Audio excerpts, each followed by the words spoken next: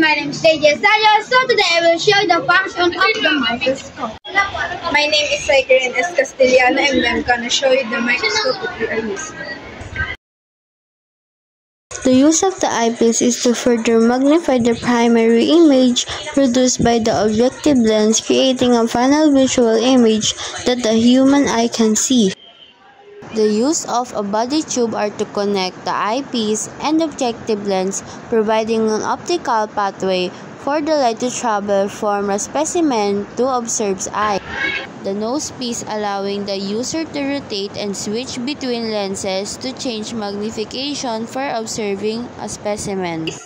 The objective lens is to collect light from a specimen and form an initial magnified and focused image that can be further magnified by an eyepiece lens. The stage tips holds a microscope slide position, preventing it from moving during observation, especially during high magnification viewing or fine adjustment of the specimen. The function of a microscope stage is to provide a stable platform to hold the specimen slide for observation.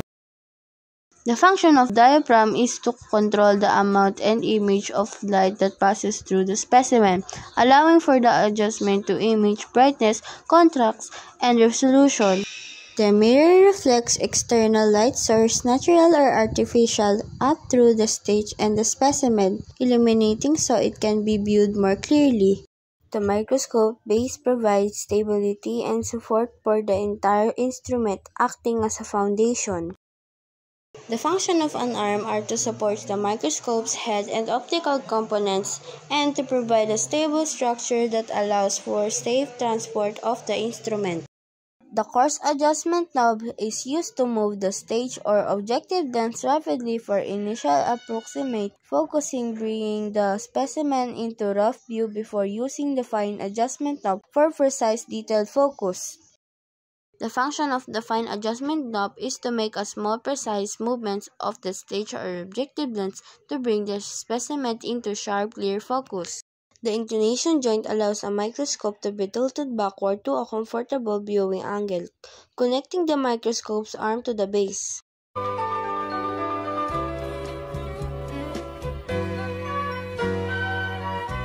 Good day everyone. My name is Carshel S. Rubino and I'm going to explain you on how to use microscope properly. Turn the revolving nosepiece so that the lowest power objective lens is clicked into position.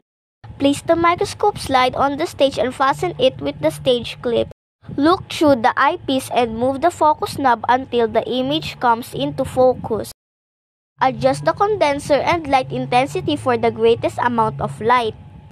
Move the microscope slide around until the sample is in the center of the field of view.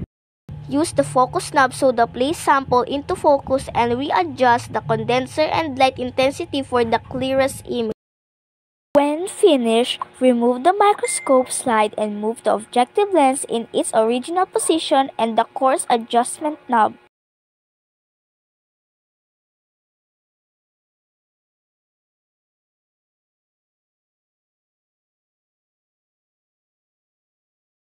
Thank you for watching our video. Hope you like this video. And again, my name is Reggie. I'm Peachy. I'm Clarice.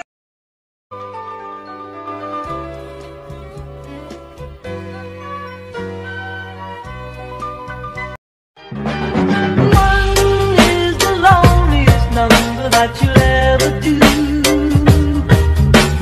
Two can be as bad as one. It's the loneliest number since the number one.